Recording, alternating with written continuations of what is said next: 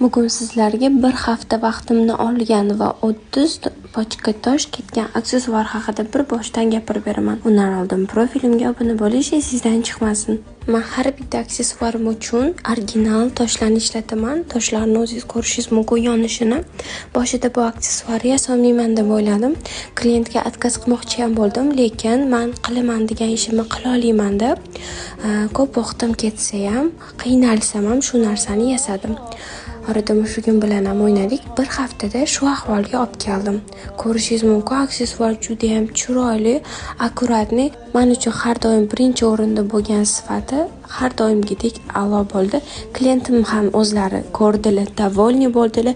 Ularga juda ham yoqdi. Siz ham narsalar yasashga qiziqasiz, lekin qiynalasizmi? Sizni o'zimni onlayn kursimga taklif qilaman. To'liqroq ma'lumot olish uchun profilim shapkasidagi silkaga murojaat qiling. Aksessuar haqida o'z fikringizni kommentariyada yozib qoldiring.